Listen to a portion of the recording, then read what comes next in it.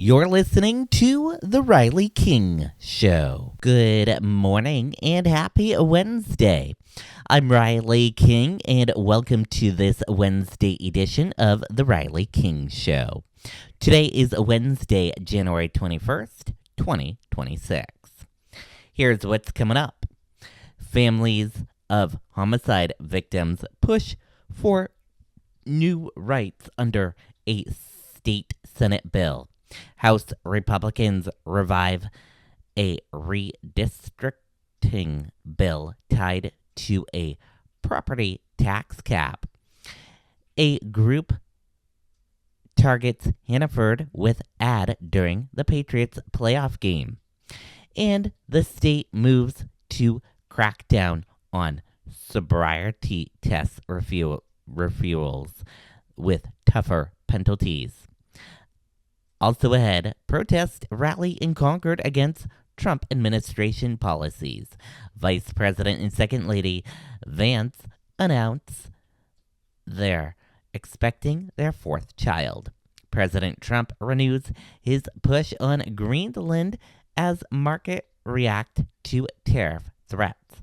And Air Force One turns back after a minor electrical issue en route to Danvos. Plus, Trump praises ICE aimed legal fallout from Minnesota immigration operation. The Bruins fall to the Stars 6-2, and the Celtics get to set the host the Pacers tonight at the TD Garden in a primetime matchup. Let's get started right now. First up, families of homicide victims seek new rights under state Senate bill. Families of homicide victims could gain new legal rights under legislation now being considered by the state Senate. Senate Bill 625 aims to increase transparency in death investigations that do not result in criminal charges, an issue that has drawn renewed attention following testimony about a nearly decade-old case. On Tuesday, members of the Carney family appeared before the Senate Judiciary Committee, saying they have long questioned the investigation into the February 2017 shooting death of Michael Carney in Stoddard. Authorities ultimately ruled the shooting an act of self-defense by Carney's wife, and no charges were filed. They're talking about how there's open communication, but I think you can see here there is a real lack of open communication, said Lynn Perkins of Derry. Lynn and Perkins testified in support of the bill, which would allow family members of homicide victims to request an evidentiary hearing when the Department of Justice declines to bring charges. Supporters say the measure would give families a greater sense of closure and accountability. Basically allows families to a way to get some closure when an investigation has taken a long time or no charges have been filed. But concerns remain about how the investigation was handled, said Senator Regina Birdsell. However, prosecutors and court officials have raised objections, warning that the proposal could complicate future prosecutions and new evidence emerges. They also cited concerns over the potential financial impact. If you add the cost for the Department of Justice and Judicial Branch, you're talking about more than $1 million a year to implement this system, said Ben Adjet, a senior assistant attorney general. For families whose cases were closed without charges, frustration remains high. Supporters of the bill argued that greater access to the legal process could help ensure more cases reach court. That's for a jury to decide whether you're guilty or not, said Anna Randall, the mother of a homicide victim. Just bring the charges and let the jury decide. I have no justice. I have no proof. They wouldn't show me anything. All I got was a death certificate saying my son died of a homicide. House GOP reviews redistricting bill with property tax cap proposal. House Republicans are reviving a stalled congressional redistricting bill by replacing it with an amendment that would allow voters to decide on local property tax cap during November statewide elections. Under the proposal, a 3/5 majority would still be required to approve a tax cap. The amendment would also permit expectations for major expenses such as capital projects and larger bonding initiatives, allowing towns to continue funding schools and other significant infrastructure projects. Supporters say the change would give more residents a voice in decisions that directly affect their tax bill. All I'm saying is let's stop playing games with 15% turnout elections, said Rep. Ross Berry, a Republican from Ware. Let's stop using obstacle town meetings and school meetings where you have to sit in a gymnasium for 12 hours to try to protect yourself from getting taxed out of your home, and just ask voters in November when they're already voting. Citing citations including some lawmakers who serve on local select boards argue that raising property taxes are not driven by local governments. It is not the select board, and it is not the counties that are causing this problem, said Rep. Tom Schoenberg, a Democrat from Wilmot. It's located right here under the Gold Dome, he said, referring to the State House.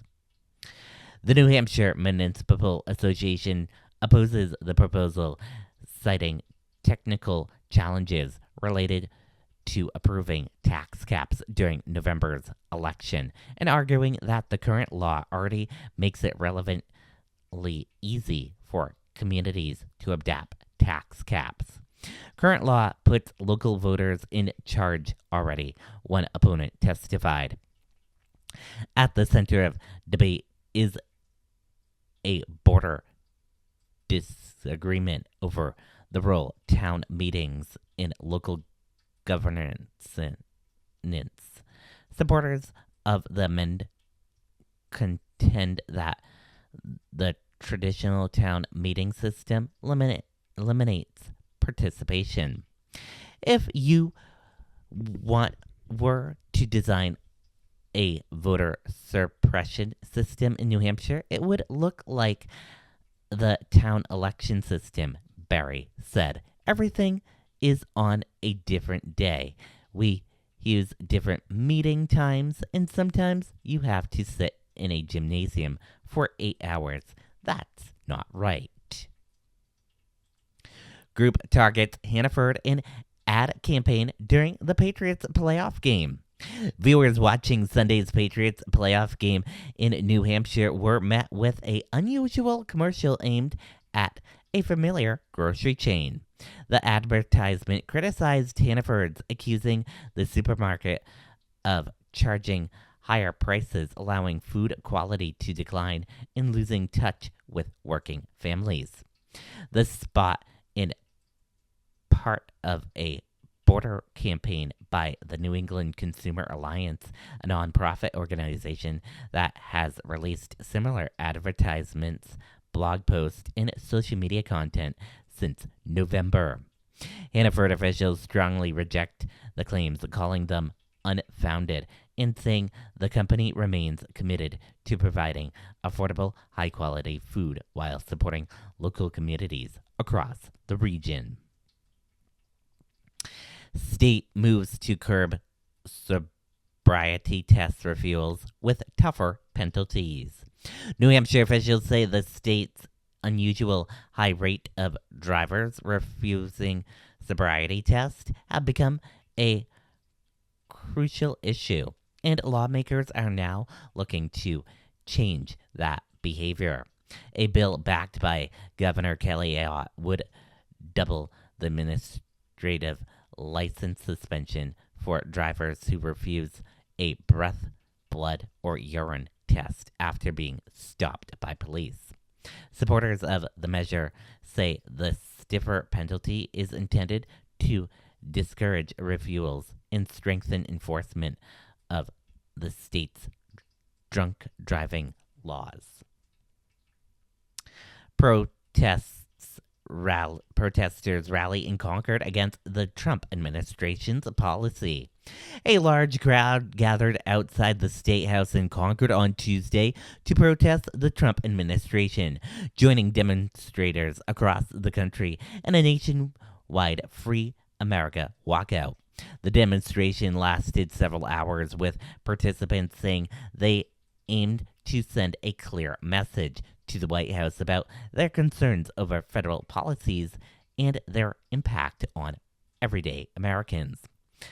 "I'm on a fixed income," said one protester. "My expenses are going up, and I don't have any way to make my income go up.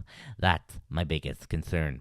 Organizers said they hope the movement will continue to grow, drawing broader attention to the economic pressure facing many Americans and sustaining momentum for future demonstrations. Vice President and Second Lady Vance announced a fourth child on the way. Vice President J.D. Vance and Second Lady Usha Vance announced they are expecting their fourth child due to arrive in July of 2026. The couple shared the news publicly, adding to their growing family as they continue their roles in public service. Trump renews push on Greenland as markets react to tariff threats. As stock markets slid following Trump's threat to impose new tariffs on NATO allies, the president on Tuesday doubled down on his long-standing interest in acquiring Greenland. The renewed comments came ahead of Trump's scheduled face-to-face meetings with global world leaders at the World Economic Forum, where trade and geopolitical tensions are expected to dominate the agenda. The twin developments, markets violent tied to trade rhetoric and revived Greenland proposal, underscore the president's confrontational approach to foreign policy as he prepares to engage with world leaders on the international stage. Air Force One turns back after minor electrical issue en route to Danvos. Air Force One was forced to turn around mid-flight Tuesday night as President Trump was traveling to Danvos, Switzerland, after a crew identified what the White House described as a minor electrical issue. White House Press Secretary Caroline Leavitt said the decision was made out of an abundance of caution and that the aircraft returned safely. Further details about the nature of the problem were not immediately released.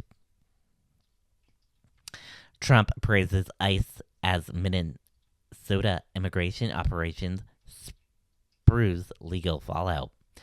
As about 3,000 federal agents carry out immigration enforcement operations across Minnesota. President Trump praised the immigration and custom enforcement for what he called its success, while also acknowledging that the agency is not immune from mistakes. The comments came as the U.S. Department of Justice moved to subpoena several elected state officials, including Governor Tim Walz, escalating tensions between federal authorities and state leaders aimed the ongoing operation. And we're going to switch a little gears and talk about some sports now. Bruins fall to the Stars 6-2. The Boston Bruins came up short on the road last night, falling 6-2 to Dallas Stars. Boston was held scoreless through the first two periods as Dallas built a 4-0 lead with a steady offense in both the opening and mid frames. The Bruins showed some life in the third period, scoring twice, but the Stars answered with two more goals to put the game out of reach. With the loss, Bruins drop 28-20-2 on the season, while Dallas improves 28-13-9. Bruins will look to regroup and tighten up defensively as they head into their next matchup. Celtics set to host Pacers in primetime matchup. The Boston Celtics return to the court tonight as they host the Indian Pacers at the TD Garden with tip-off scheduled for 7:30 p.m. Boston enters the matchup with a 26-16 record, sits second in the Eastern Conference, looking to continue building momentum in the heart of the season. The Pacers come in at a 10-34 and will try to play spoiler against one of the East top teams. The Celtics will look to take advantage of their depth and home court energy as they aim to strengthen their position in the conference standings. Thank you for listening to this edition of The Riley King Show. Enjoy the rest of your day and talk to you all tomorrow. Bye now.